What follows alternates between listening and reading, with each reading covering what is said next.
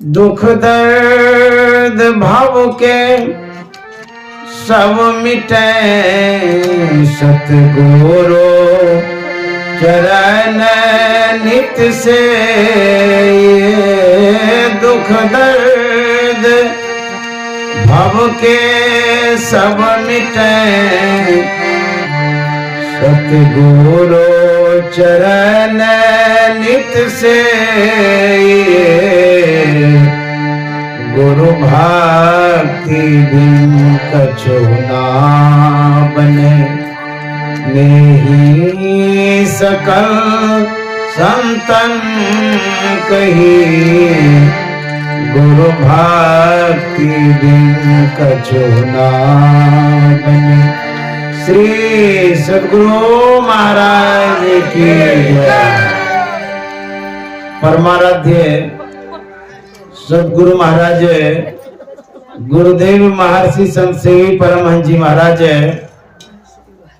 मंच पर उपस्थित महर्षि में ही आश्रम कुप्पा घाट भागलपुर से आए स्वामी अनिल बाबा, स्वामी कैलाश बाबा, मंच पर उपस्थित गायक ब्रह्मदेव बाबू और जयराम बाबा, इस बिहारी बीघा के विशेष सत्संग प्रेमी महानुभाव माता एवं बहनों, हम लोग इस सत्संग के द्वितीय पाली में उपस्थित हैं और हमारे जो आयोजक हैं श्रीमान राम सेवक बाबू और राम सूरत बाबू, आप लोगों को बहुत बहुत साधुवाद है जिन्होंने इस तरह से ज्ञान यज्ञ का आयोजन करने का मन बनाया। सब कोई धन को धर्म में नहीं लगा सकते हैं, सबके भाग्य में पुण्य लिखा हुआ नहीं होता है। धन किसी के पास हो, लेकिन सभी कोई धन को धर्म में सत्संग में नहीं लगा पाते हैं। जो लगा पाते हैं वही धर्मात्मा है, पुण्यात्मा है, वही महान आत्मा है। धन इस संसार में कमाते सबको ही हैं, लेकिन अधिकतर गमाते ही रहते हैं। बहुत धन आता है तो शराब पीने लग जाते हैं, और विशेष धन आता है तो बेशकीमती शराब पीते हैं, उसके बाद जुआ भी खेलते हैं, दूसरे को सताने में धन खर्च करने लग जाते हैं। बहुत आदमी रुपया देते हैं मरवाने के लिए, उसको मार दीजिए। तो धन का दुरुपयोग लोग अधिकतर करते रहते हैं। हम लोग सत्संग कर रहे हैं कि तन की सदुपयोगिता है, सत्संग में धन लगाते हैं, धन की सदुपयोगिता है, मन को लगाते हैं, मन की सदुपयोगिता है, वचन लगाते हैं, वचन की सदुपयोगिता है। तो जो तन मन धन वचन को सत्कार्यों में लगाते हैं, सत्संग में लगाते हैं, वह सदुपयोग करते हैं, सही उपयोग करते हैं। अन्यथा दुरुपयोग तो होता ही रहता है। हम लोग मनुष्य शरीर के विषय में सुन रहे थे। गुरु महाराज का पद्य है, बड़ा अच्छा गुरु महाराज ने कहा है, छन छन पाल पाल समय सिरावे, नर्तन दुर्लभ फिर नहीं पावे। छन छन पाल पाल समय सिरावे, नर्तन दुर्लभ गुरु महाराज कहते हैं क्षण क्षण पल पल समय सिरावे। ये क्षण क्या होता है? जब माताएं लोग चूल्हे पर कढ़ाई चढ़ाती है या तावा चढ़ाती है, बर्तन गर्म होने के बाद जब जल गिरता है तो देखिए उसमें छन्न बोलता है। तो वो छन्न का मतलब होता है अल्पकालिक समय। जो क्षण क्षण बोलता है वह बताता है कि बहुत कम समय है। तो गुरु महाराज कहते क्षण क्षण पल पल समय सिरावे। समय जो है सिराने का मतलब समाप्त होना। जीवन में जो समय मिला है वह समाप्त हो रहा है। कैसे समाप्त होता है? जैसे बूंद बूंद जब घड़ा से पानी गिरता है, घड़ा खाली हो जाता है, उसी तरह से हमारी जो आयु है, हमारा जो जीवन है, एक एक दिन घटते जाता है। जीवन थोर भया भव भोर, कहाँ धन जोर करोड़ कमाए। थोड़ी सी जिंदगी में हम लोग सिर्फ संसार को बढ़ाने में लगे रहते हैं। तो संसार में धन कमाने में लगे रहते हैं, उसके बाद परिजन को बढ़ाने में लगे रहते हैं। संसार में ही बनाते बनाते बनाते संसार को बना भी नहीं पाते हैं। उसके बाद शरीर बिगड़ जाता है, राम नाम सत्य हो जाता है। लोग बनाना चाहता है, प्रयास भी करता है, बनाते बनाते वो बिगड़ ही जाता है। जो भी आए संसार में बनाने का प्रयास किए, लेकिन किसी ने बना नहीं पाया। इसलिए नहीं बना पाया कि परम प्रभु परमात्मा ने इस संसार को अधूरे बनाया है, आध कचड़ा बनाया है। यदि संसार को पूरा बना देते हम लोगों के लिए बाकी नहीं रहता, तो फिर करते क्या हम लोग? इसीलिए अधूरा बना के छोड़ दिया, हम लोगों को बनाने के लिए कह दिया।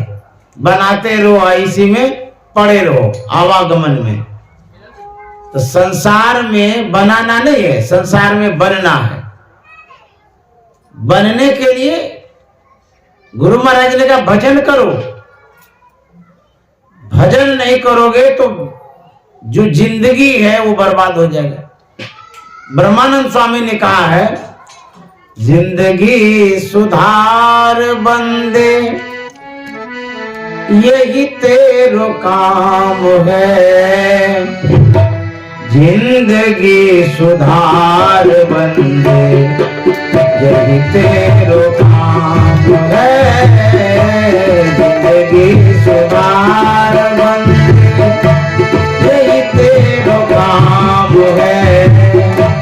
जिंदगी सुधार बंदे यही तेरो काम है। जिंदगी सुधार बंदे।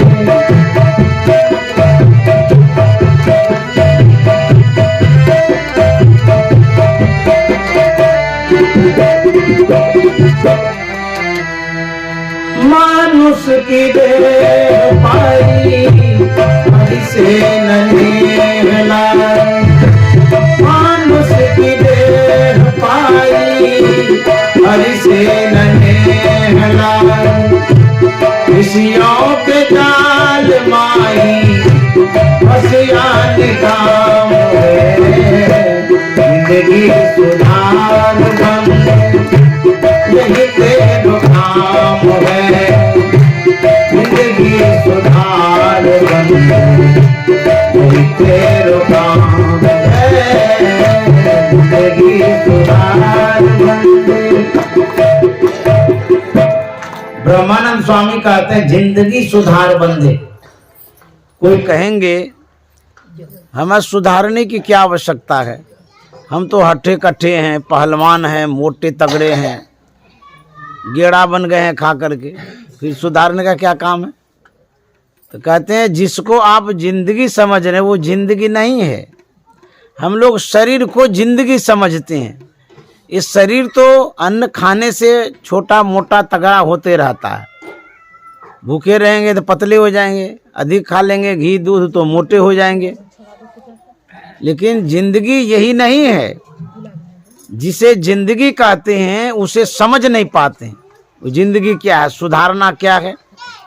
शरीर में रहने वाला जो तत्व है जिसे जीवात्मा कहते हैं, जिससे हम जीवित हैं, उसी को जिंदगी कहते हैं। जीवित जीवात्मा से हैं, आप शरीर नहीं हैं, शरीर में रहने वाले हैं। जैसे आपसे हम पूछेंगे आप हाथ हैं कि नहीं, हाथ तो मेरा है। नाक है कहते नाक तो मेरा है। माथा है कहेंगे माथा भी तो मेरा है। पूरे अंग प्रत्यंग को आप कहेंगे सब मेरा है, तो आप कहाँ हैं? तो आप भीतर में हैं। जो आप हैं उसी को जिंदगी कहते हैं, उसी को कहते हैं सुधारने के लिए। तो क्या हो गया? कहते हैं शरीर और संसार के बंधन में है। जैसे कोई जेल चला जाता है तो उसको प्रशासन के द्वारा यह कहा जाता है कि अपने जीवन को सुधार लो, नहीं तो सब दिन जेल में सड़ोगे। उसी तरह से जो जीवात्मा है वह कैद हो गया है, बंद हो गया है, जड़ चेतन की गांठ पड़ गई है, शरीर संसार का बंधन हो गया है, जेल खाना हो गया, उसी के भीतर में है जीवात्मा। इसकी क्या दुर्दशा है, अंधकार में पड़ा हुआ है। आज से नहीं, जन्मों जन्म से। आपको अंधकार में छोड़ दें एक दिन तो बेचैन हो जाइएगा, बुखलाने लगिएगा, परेशान हो जाइएगा, बाप रे बाप कैसे रहेंगे अंधकार में। लेकिन यह जो जीवात्मा है जब से इस संसार और शरीर में आया है तब ये से अंधकार में पड़ा हुआ, कितना दुख हो रहा है। इसी को रिलीज करने के लिए, छुड़ाने के लिए, बंधन मुक्त करने के लिए, सुधारने के लिए संत महात्मा कहते हैं सुधारो। सुधारेंगे कैसे? पकड़ करके। गाड़ी को गैरेज में ले जाते हैं तो वहाँ सुधारा जाता है, बीमारी को हॉस्पिटल में ले जाते हैं तो वहाँ सुधारा जाता है। जीव को, जीवात्मा को कैसे सुधारेंगे? इसके लिए संत सद्गुरु के शरण में जाना होगा, तब आप सुधार सकते हैं, क्योंकि उसके अतिरिक्त कोई जानता ही नहीं है। जीवन को सुधारने का तरीका कोई नहीं जानता है, एक के सद्गुरु जानते हैं, वही बतलाते हैं सुधारने के लिए। ब्रह्मानंद स्वामी कहते हैं मानुष की देह पाई हरि से ननेह लाई, मानुष की देह पाई हरि से ननेह लाई, विषयों के जाल माही फसिया निकाम है, जिंदगी सुधार बंदे यही तेरो काम है, जिंदगी सुधार बंदे यही तेरो काम है, जिंदगी सुधार। ब्रह्मानंद स्वामी कहते हैं मानुष की देह पाई, मनुष्य का शरीर मिला है, यह जीवन का उदय हुआ। हरि से न नेह लाई, यदि मनुष्य शरीर पाकर के परमात्मा से संबंध नहीं रखते हैं, मतलब नहीं रखते हैं, जरूरत यदि नहीं रखते हैं, तो कहते हैं इस शरीर की क्या दुर्दशा होगी। यह शरीर छूटेगा, जम लूटेगा, खूब कूटेगा। उस समय आप चिल्लाते रहेंगे, किसी को कहेंगे बचाने के लिए कोई नहीं आएगा। क्यों? आप यदि नरक में जाएंगे तो दूसरा आपका परिवार कोई जाएगा आपके साथ में? जाने दीजिए, भले गया नरक में, छोड़ देगा। और सब नहीं जाता है, जिसको भोगना है वही जाता है। मान लिया जब हॉस्पिटल में ऑपरेशन थिएटर में कौन जाता है? जिसका ऑपरेशन होगा। उसका परिवार कहेगा हम भी जाएंगे, तो डॉक्टर कहेगा आप क्या करिएगा, आपका ऑपरेशन है जो जाइएगा। उसी तरह से नरक कौन जाएगा? जो बुरा कर्म किया, कर्म किया, अनर्थ किया, अन्याय किया है, वही नरक में जा अकेले भोगेगा। कोई नहीं भोगेगा आपके बदले। जो कुछ भी आपने किया है उसके अनुरूप शुभाशुभ जो कर्म है फल आप ही को भोगना पड़ेगा।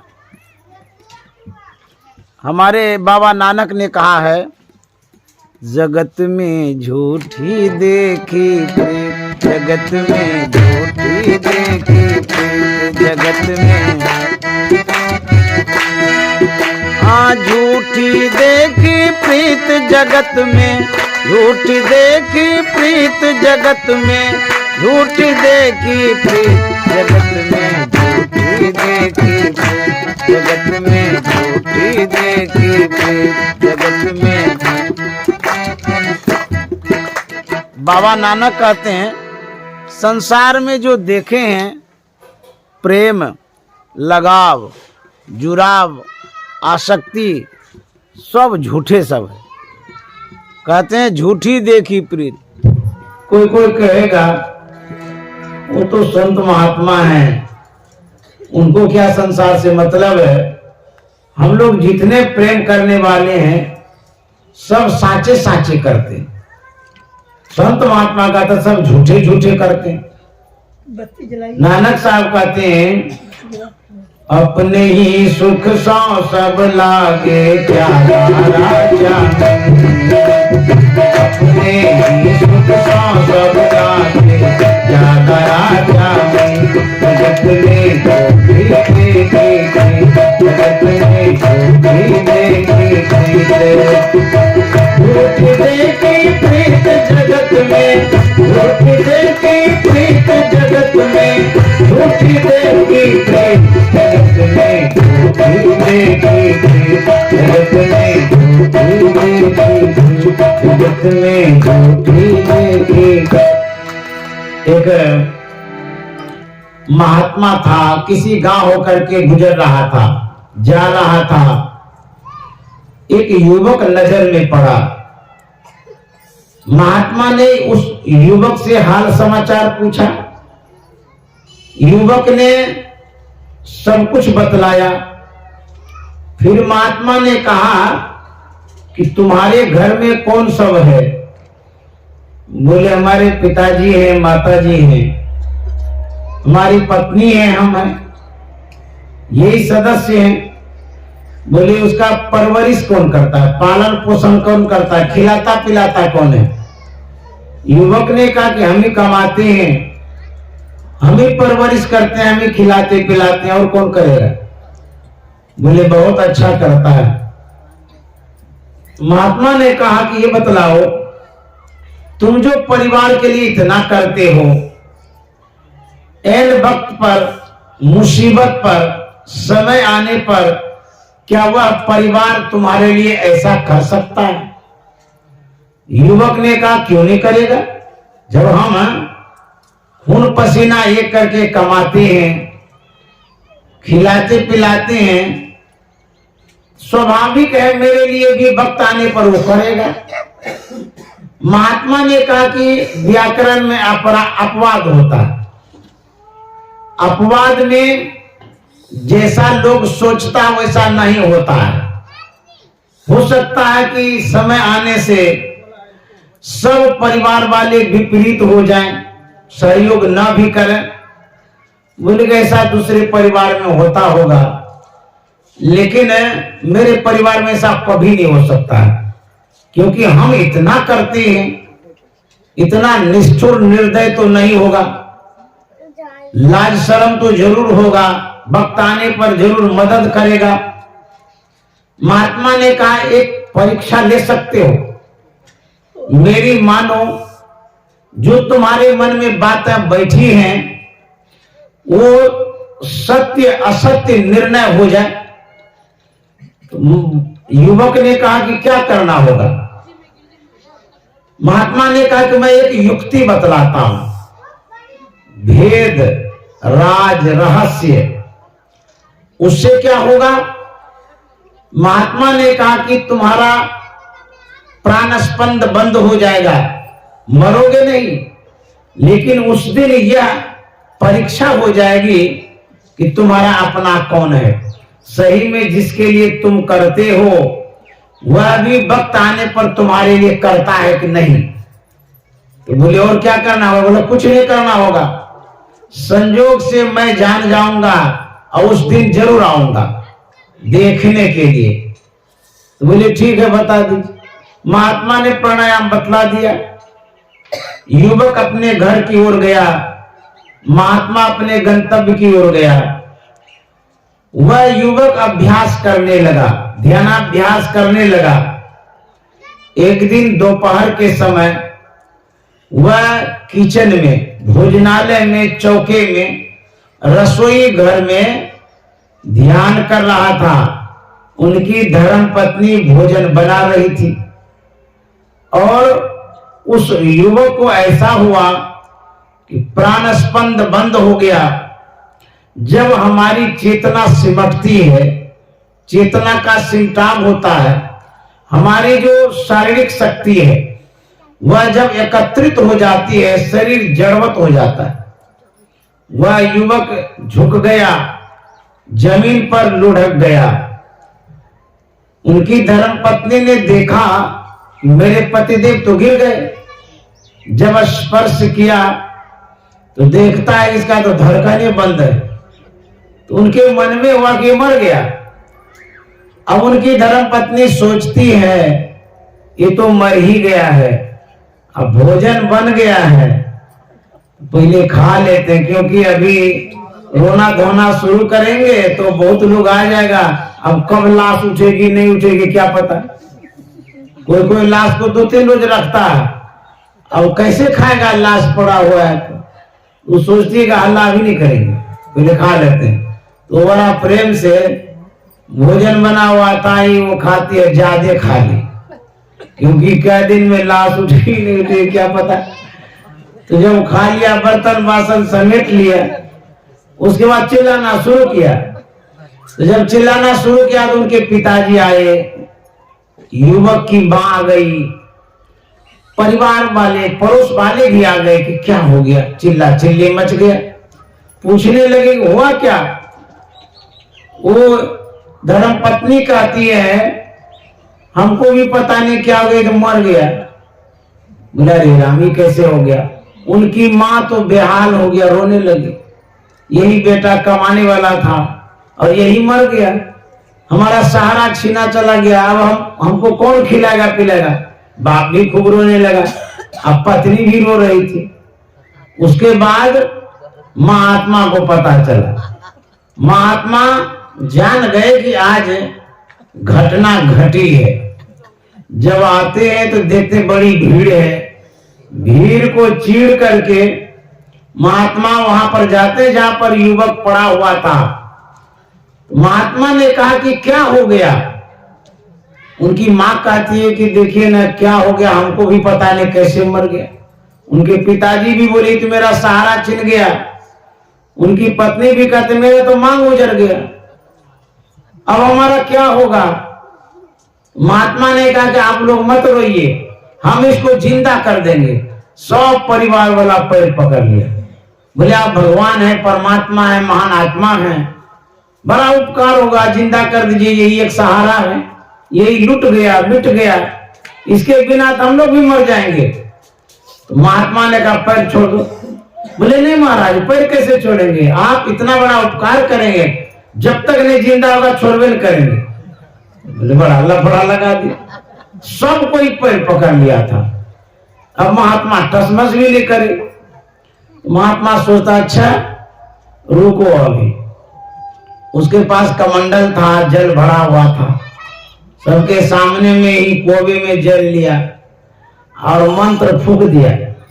जल में मंत्र फूंक दिया सबको दिखा के, और महात्मा ने कहा ये जो जल है अभी मंत्रित जल है, हम इसको सिद्ध कर दिए हैं।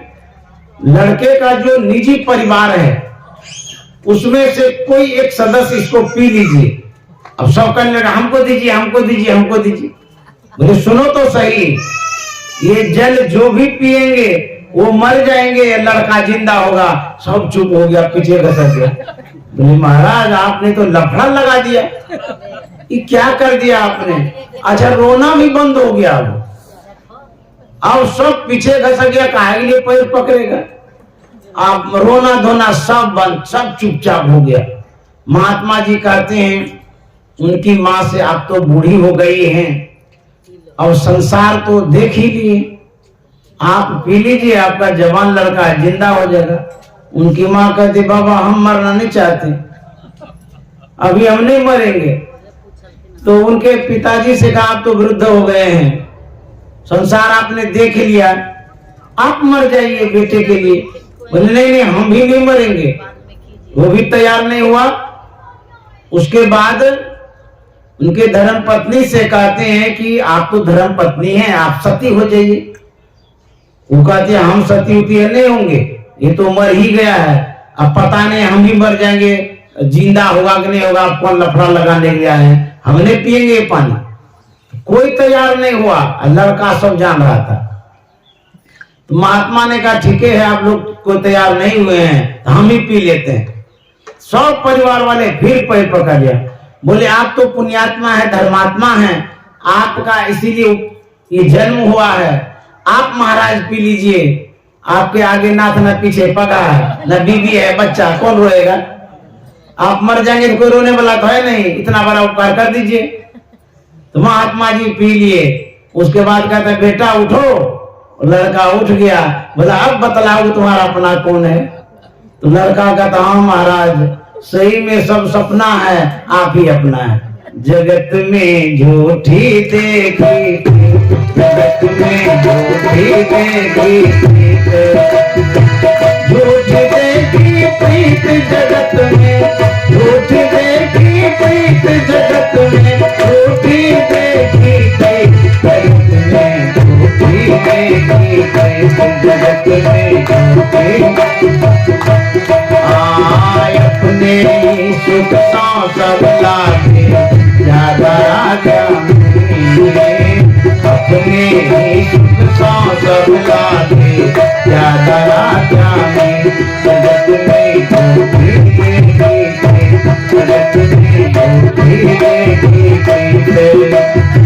मेरो मेरो सबे कहत है, मेरो मेरो सबे कहत है, एक तो मानो जी जगत में झूठी देखी, जगत में,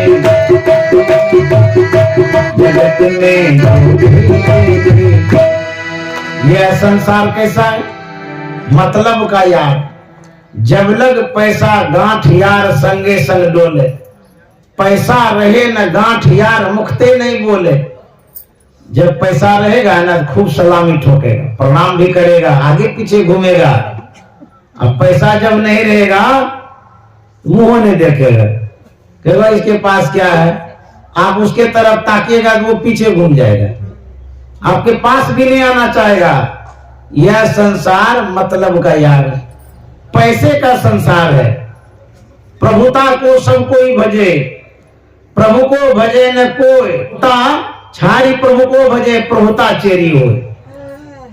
प्रभुता कहते हैं धन संपत्ति को, प्रभाव को, उसी को सब भजता है, उसी को सब कोई अच्छा कहता है, और परमात्मा को कोई नहीं मानता है। संत महात्मा कहते हैं यह समय बर्बाद हो जाएगा, और जिस पर आप आश्रित हैं, अवलंबित हैं, जिसे आपने आधार बनाया है, वो बालू के भीत जैसा ढह जाएगा। गुरु महाराज कहते हैं छन छन पाल पाल समय सिरावे, नर तन दूरे नहीं पावे, छन छन पाल पाल समय सिरावे, नर तन दूरे नहीं पावे, दुर्लभ मानुष तन करिए गुरु भजन, दुर्लभ मानुष तन करिए गुरु भजन, बिना रे भजन व्यर्थ जग में न सावे, छन छन पाल पाल समय सिरावे, नर तन दूरे नहीं पावे, छन छन पाल पाल समय तन पूरे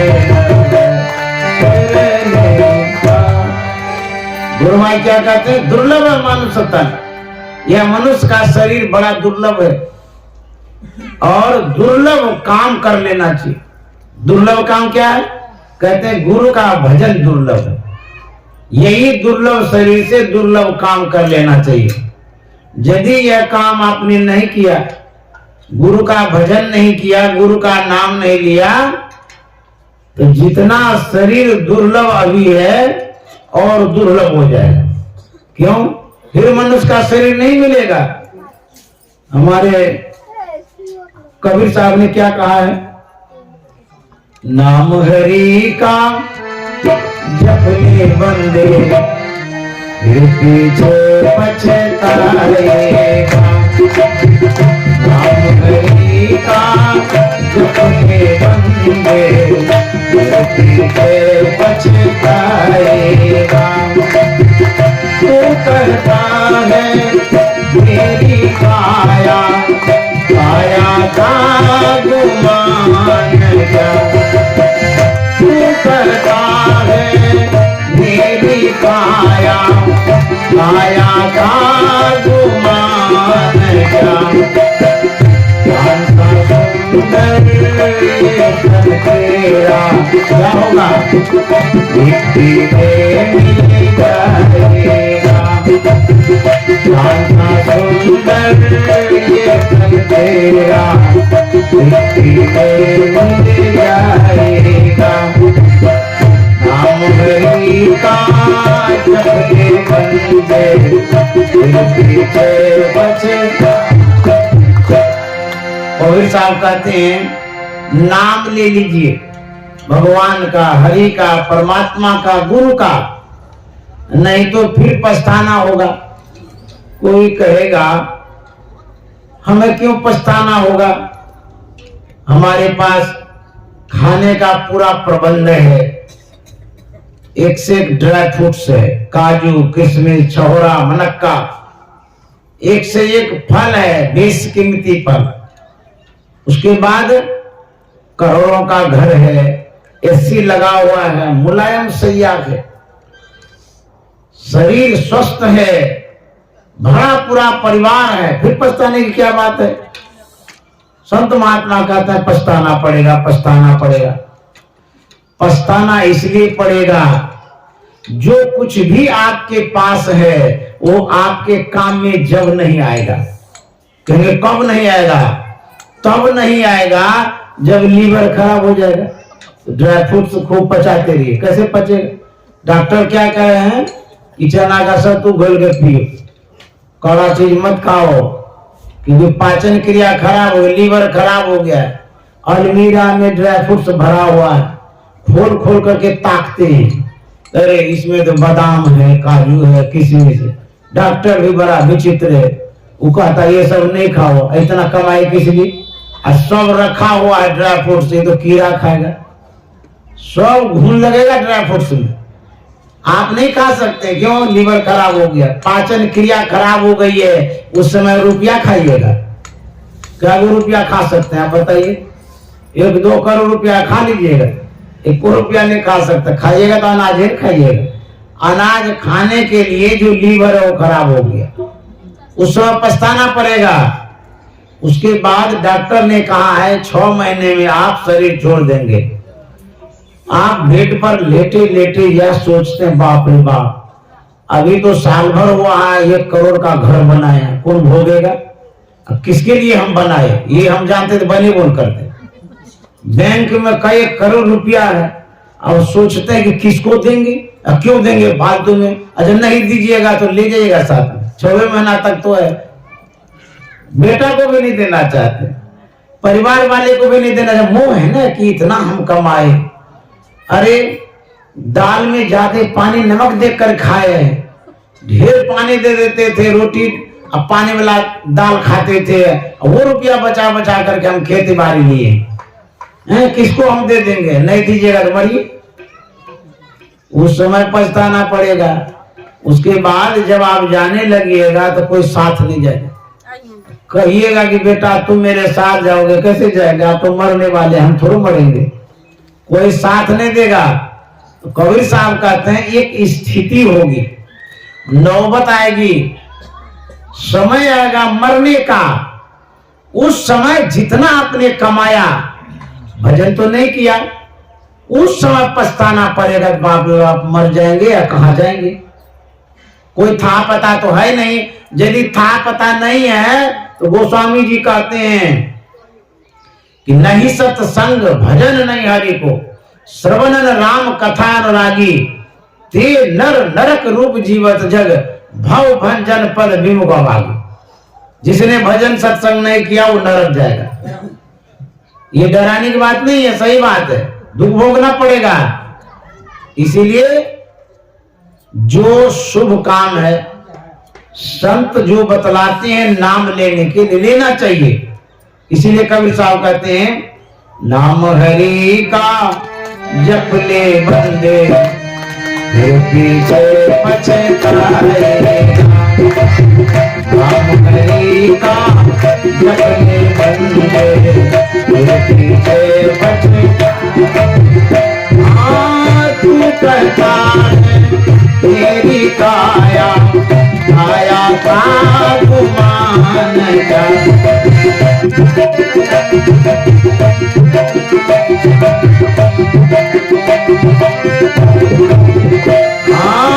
तू कहता है मेरी काया, काया का गुमान जा। ऐसा सुंदर ये तन तेरा, क्या होगा? ऐसा सुंदर ये तन तेरा, मिट्टी में मिल जाएगा। ऐसा सुंदर ये तन तेरा, मिट्टी में मिल जाएगा। नाम हरि का जप ले बंदे,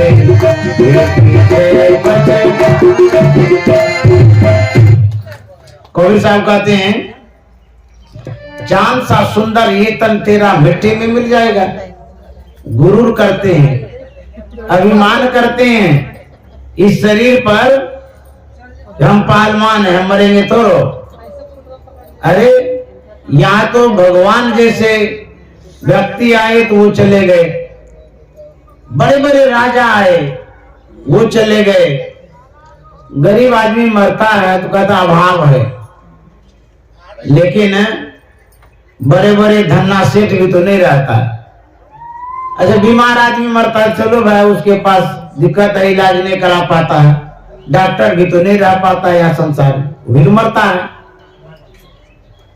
जो गरीब है वही मरता है, अमीर भी नहीं रहता है। जो भगवान कोटि के हैं वो भी मर जाते हैं। ये जो सुंदर शरीर है, इस शरीर की क्या दशा होगी। जितना भी सुंदर है बंदर बन जाएगा। जब युवा अवस्था में हम होते हैं तो शरीर सुंदर लगता है, देखने में सुडौल लगता है, सुव्यवस्थित शरीर लगता है।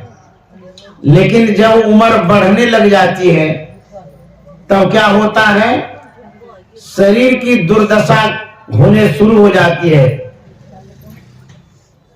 चेहरे की चमक खत्म हो जाती है, गोल गोल गाल होता है, चुटकने लगता है, दांत झड़ जाता है, बाल पक जाता है, बंदर जैसा लगता है। आंख से सूझता नहीं है, कान से सुनते नहीं है, नाक से नेटा निकलता है, पैर से चल नहीं पाते हैं, हाथ से लोटा भी नहीं उठा पाते। ये दुर्दशा होती है इस जीवन की। इसीलिए संत महात्मा कहते हैं कि चांद सा सुंदर ये तन तेरा मिट्टी में मिल जाएगा, गोबर हो जाएगा। ये जो बीमार होता है उसे जाकर के पूछिए या देखिए, खाट पर करा रहा है, भगवान से भीख मांगता है, भगवान अब प्राण निकल जाए तो अच्छा है, लेकिन इतना दुख सहा नहीं जाता। वो स्थिति आएगी तब क्या होगा। लेकिन जो भजन करता है उसको गुरु का भी बल होता है, भजन का भी बल होता है, ध्यान का बल होता है। जब परिस्थितियां खराब हो जाती हैं, दयनीय दशा हो जाती है जीवन में, उस समय भजन काम में आता है। भीतर से बल मिलता है, उस समय जीने का बल मिलता है। आप भले खाट पर हैं, लेकिन गुरु महाराज को जब याद करते हैं, आपके मनोबल को मजबूत करते हैं। गुरु महाराज सहने की क्षमता प्रदान करते हैं। भले परिवार साथ नहीं देता है, लेकिन भजन उस समय बल प्रदान करता है। इसलिए भजन की आवश्यकता है। हम लोगों को ये गुरु महाराज ने कहा है कि जो दैनिक कार्य है घर गृहस्थी का, उसको भी संपादित करिए, उसके साथ साथ भजन भी जोड़ दीजिए। समय निकाल करके सत्संग करिए, भजन करिए। उसके बाद संसार का काम जो है सो तो करवे करेंगे। यदि आप ऐसा नहीं करते हैं, खाली संसार को ही बढ़ाते रहते हैं, तब क्या हाल होगा? तो कबीर साहब से ही सुनिए, वहां से क्या तू कहां से कबीर साहब का तो वहां से मतलब कहां से? पटना से कि दिल्ली से कि बिहारी बिहार से कि भागलपुर से, कहां से? अरे जहां से इस मनुष्य शरीर में आया वहां से। तो कहीं हमको तो पता ही नहीं कि कहां से हम शरीर में आए हैं। तो नहीं पता है तो कोई बात नहीं है। कबीर साहब कहते हैं जहां भी थे आप, जिस योनि में थे, मनुष्य शरीर में आए ना, तो कहते हैं वहां से क्या तू लाया बंदे, और यहाँ से क्या ले जाएगा? वहां से क्या तू लाया बंदे, यहाँ से क्या ले जाएगा? बांधे आया जग में और हाथ पसारे जाएगा। बांधे आया जग में हाथ पसारे जाएगा। हम गरीब का जबरी बंदे पीछे बचकाएगा। हम गरीब का जबरी बंदे। कबीर साहब कहते हैं, कबीर जब हम पैदा हुए जग हंसे हम रोए, ऐसी करनी कर चलो हम हंसे जग रोए। जाते वक्त हमें रोना न पड़े, पछताना न पड़े, ऐसा काम करिए। ऐसा काम है भजन। भजन करेंगे तो आप हंसते भी जाएंगे, और खाली भोजन करेंगे तब तो रोना ही रोना है, दुख भोगना ही पड़ेगा। हाय खुराका पहन पोषका, जमका बकरा पलता है, जम बदराती तोरे छाती, उनसे क्यों नहीं डरता? खाना पीना सो जाना सब काम है पशु समाना जी। आहार निद्रा भय मैथुन सामान्य में पशु भी नरानाम, ज्ञानम नरानाम अधिकन विशेषो, ज्ञाने हीना पशु भी समाना। जो ज्ञान विहीन मानव है, जिसके पास ज्ञान नहीं है, कहते वो पशु तुल्य। कैसा पशु? बिना पूंछ का, बिना पूंछ का पशु है, जिसके पास ज्ञान नहीं है। तो ज्ञान की आवश्यकता है, तो ज्ञान की उपलब्धि सत्संग से होती है, इसलिए ज्ञान की जरूरत है। कबीर साहब बाजार में घूम रहे थे, हाथ में मशाल था। किसी व्यक्ति ने पूछा कि महाराज दिन का समय भरे पूरे बाजार में आप मशाल लेकर के घूम रहे, क्या ढूंढ रहे हैं? कबीर साहब ने कहा हम आदमी ढूंढ रहे हैं। बोले बड़ा बेवकूफ महात्मा, बाजार में तो आदमी आदमी, आगे आदमी पीछे आदमी, सब जगह आदमी। आदमी क्या ढूंढेगा, पागल है ये। वो चला गया। फिर दूसरा आदमी आया, बोलता कि आप बाजार में मशाल लेकर के घूम रहे। मशाल आजकल के बच्चे भले नहीं जानते हो, लेकिन मशाल उन दिनों का हथियार था जब बिजली बत्ती नहीं थी। कपड़े में तेल लगा करके, मिट्टी के तेल, उसमें आग लगाते थे, रास्ता रास्ता काम करता था, चलते रहते थे, उसको मशाल कहते थे। तो बोले कि क्या खोज रहे हैं? कबीर साहब ने कहा हम आदमी को खोज रहे। बोले बड़ा विचित्र बात है, इस बाजार में आदमी आदमी आपको सूझता नहीं है? बोले हमको तो सूझता है, तुम ही लोगों को नहीं सूझता। बोले कैसे नहीं सूझता? बोले मशाल लेकर के देखो। उसको मशाल दिया ना, वो देखने लगा। वो कहता हाँ महाराज सही में आप कह रहे थे, इसमें जब देखते हैं तो कोई भालू है, कोई बंदर है, कोई गधा है, कोई चिड़िया है, मानव तो विरले जाता है। तो बोले तब उन्होंने कहा कि कौन सा मसाल है जो इसमें मानव जल्दी नहीं झलकता? बोले ज्ञान का मसाल है। विवेक दृष्टि से यदि देखेंगे तो कोई बिरले आदमी मिलेगा, नहीं तो बिना ज्ञान का आदमी घोड़ा गधा चिड़िया सब बना हुआ। अब घर में आप किसी को देख बड़ा गधा है, किसी को देख बैल की तरह खाता है जबकि आदमी का बच्चा है, किसी को बैल घोड़ा गधा कह देते हैं। तो क्यों ऐसा कहते हैं? क्यों? उनकी जो प्रवृत्ति है, आचरण व्यवहार, वो जानवर से मिलता जुलता है, इसीलिए उसकी संज्ञा जानवर की देते हैं। तो कबीर साहब कहते हैं यदि जानवर नहीं बनना चाहते हैं तो क्या करना होगा? नाम हरि का जप ले बंदे पछताएगा, नाम हरि का जप ले बंदे पछताएगा। तू कहता है मेरी काया आया का गुमान क्या,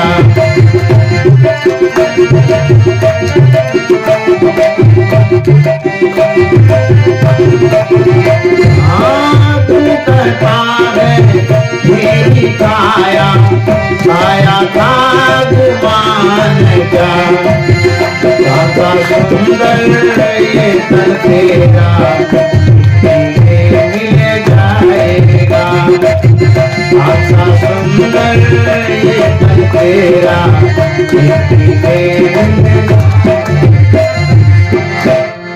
कबीर साहब कहते हैं वहां से क्या तो लाया बंदे, यहां से क्या ले जाएगा? मां के गर्भ में थे, वहां तो कुछ पूंजी थी नहीं जो हाथ में ले लेते, उसके पहले तो कहीं होंगे, वहां से क्यों नहीं लाए? बोले आने का जो रास्ता था उस रास्ते में हम ही खाली आ सकते थे, धन संपत्ति नहीं आ सकता था, इसलिए नहीं लाए। मां के गर्भ में कोई चीज हाथ में नहीं रख सकते। तो जब बाहर आए तो मुट्ठी बंधी हुई थी, मां के मन में वो कुछ लाया होगा। बच्चा जब जन्म लेता है तो मुट्ठी बंधी भी रहती है, माँ देखती है कि मुट्ठी बंधी है, देखे कोई हीरा तो नहीं लाया है, बेशकीमती हीरा होता है ना, तो हाथ ऐसे फैला के देखती तो कुछ नहीं था। बेवकूफ कहेगा तो खाली हाथ का है, यहाँ पर कुछ तो लेके आना, मुट्ठी बांध करके क्यों रखा है, पसार के क्यों नहीं रखता है? वो बच्चा तो बोल नहीं पाता है, लेकिन वो बच्चा कहता क्या है कि माँ मेरी मुट्ठी में बहुत कुछ है लेकिन तुमको सूझता नहीं है। विवेक दृष्टि से जब देखेगी तब पता चलेगा हम कुछ क्या बहुत कुछ लाए हैं। तो क्या लाया है बच्चा? तो बच्चा कहता है मैं सबसे पहली बात की अनमोल तन लाया जो आप बाजार में खरीद नहीं सकते हैं, बेशकीमती शरीर लाया हूं। उसके बाद इस शरीर में अद्भुत संसाधन है, मोक्ष प्राप्ति का साधन है, मोक्ष का धाम है, परमात्मा को हम प्राप्त कर सकते हैं, वो मानव शरीर में लाया। गाय घोड़ा गधा में नहीं प्राप्त कर सकते। किसी गाय को भजन करते देखें? घोड़ा कोई झाल बजाता है, हाथी ढोलक बजाता है, किसी मंदिर में बाघ को देखे हैं? वो सब ये सब नहीं करता है, तब मानव करता है। तो कहते अनमोल तन लाए, साधन धाम मनुष्य का शरीर लाए हैं, बड़े भाग्य से मनुष्य का शरीर मिला है और इस संसार पर विजय प्राप्त करने के लिए हम आए हैं, इंद्रियों पर आधिपत्य जमाने के लिए आए हैं। उसकी माँ कहते अच्छा तू इतना करने के लिए आया है, हम तुम्हारा हाथ ही सीधा कर देंगे। मुट्ठी में तेल लगा लगा कर इतना पिछाड़ती है कि मुट्ठी सीधा कर देती है। उसके बाद संसार में लगा लगा करके इस अनमोल तन को बेकार कर देता है।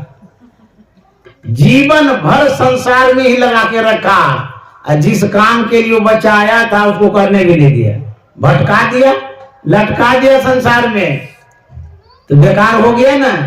लाया तो बहुत कुछ था लेकिन सब कुछ इस संसार में लगा दिया, जो पूंजी थी, मूल धन था, वो सब इसमें चला गया। अरे दिल गाफिल गफलत मत कर, एक दिन जम के आवेगा रे। अरे दिल गाफिल गफलत मत कर, एक दिन जम के आवेगा रे।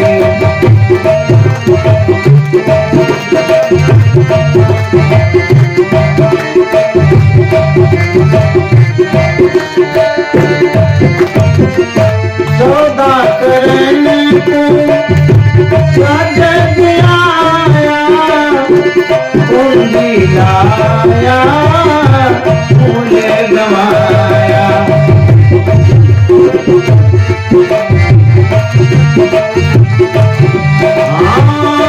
सौदा करने को जग आया, पूंजी लाया फूले गवाया।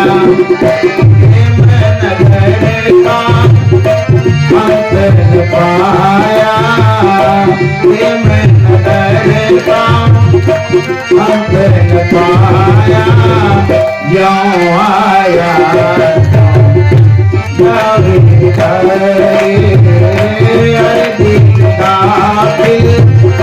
गफलत मत कर, एक दिन जम के आवेगा रे। अरे दिल गाफिल गफलत मत कर, एक दिन जम के आवेगा। कबीर साहब कहते हैं अरे दिल गाफिल गफलत मत कर। इस मन को समझाते हैं, व्यक्ति को समझाते हैं, मानव को समझाते हैं। तुम किस भूल भुलैये में पड़े हुए हो, गफलत में पड़े हो। एक दिन जम तेरे आवेगा, वह समय आएगा जमराज लेकर के जाएगा। उस समय रोते रहेंगे, छटपटाते रहेंगे। कहते सौदाकरण को याजक आया, पूंजी लाया मूल गमाया। इस संसार में आए थे सौदा करने के लिए। कौन सौदा करने आए थे? बिग बाजार में शॉपिंग करने आए थे, जीरा धनिया खरीदने आए थे, कपड़ा लत्ता खरीदने आए थे, खेत खरीदने आए थे? क्या सौदा करने जो कहते हैं? सौदा करने यही आए थे कि भगवान का भजन करना है। सौदाकरण को आ जगह पूंजी लाया मूल गंवाया। कौन सी पूंजी? मानव तन की पूंजी, मानव शरीर की पूंजी, मानव जीवन की जो पूंजी थी, कहते ये मूल था। मूल धन होता है ना, जो आप बैंक में रखते हैं, वह मूल पूंजी आपकी है, और बैंक वाले आपको इंटरेस्ट देता, सूद। तो हमारे जीवन की जो मूल पूंजी थी यही मानव शरीर, और इस पूंजी को कहां लगा दिए? कोई व्यक्ति व्यापार करने के लिए जा रहा हो और व्यापार में हीरा नहीं खरीद करके जीरा खरीदने लगता है, भूसा खरीदने लगता है, मिट्टी खरीदने लगता है। कैसा बेवकूफ, क्या खरीद रहा है? यदि मूल पूंजी को आप सर्वसाधारण वस्तुओं में लगाते हैं, सर्वसाधारण वस्तु क्या है? जैसे कि जो आप संसार को संग्रह करते हैं, जो कुछ भी, यह सर्वसाधारण चीज है, क्योंकि छूटने वाला है। चाहे जो कुछ भी खरीदारी आप करते हैं, सब छूटने वाला है, तो कुछ नहीं खरीदा। संत महात्मा कहते हैं जरूरी भर, आवश्यकता भर।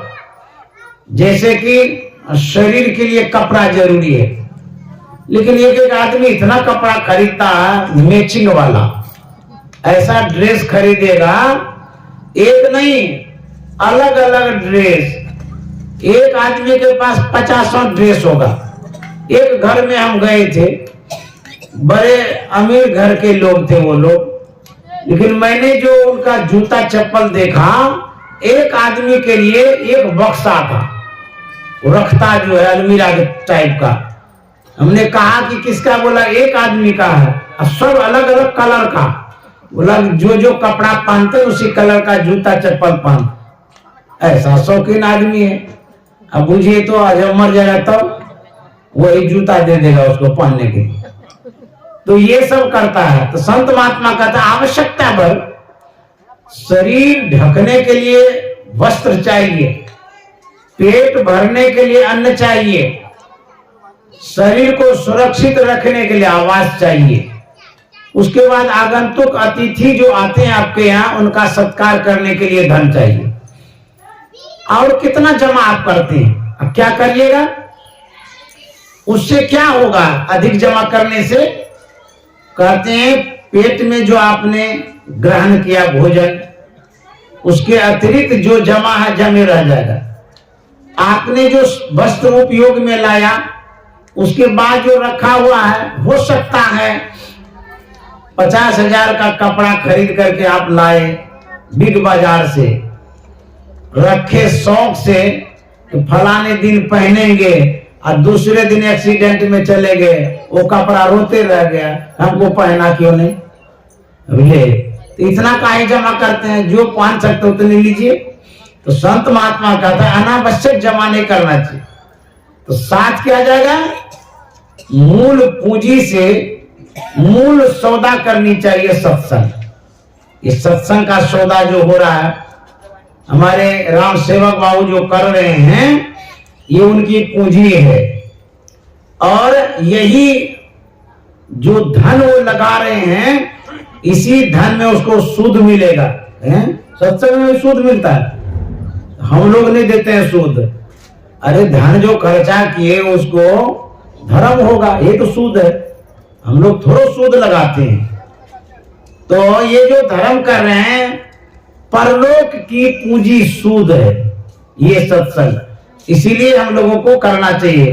तो कबीर साहब क्या कहते हैं, नाम हरि का जप ले बंदे फिर पीछे पछताएगा। नाम हरि का जप ले बंदे फिर पीछे पछताएगा। तू कहता है मेरी काया काया का गुमान क्या, तू कहता है मेरी काया काया का गुमान क्या। का सुंदर ये तन तेरा मिट्टी में मिल जाएगा। का सुंदर ये तन तेरा मिट्टी में मिल जाएगा। हम गरीबा नखरे बंदे पछताएगा। श्री सद्गुरु महाराज की जय। आप लोगों को बहुत बहुत धन्यवाद, साधुवाद। यहीं पर विराम देता हूं। अभी पूर्ण विराम नहीं है, ये विराम है, अल्पकालिक विराम। श्री सद्गुरु महाराज।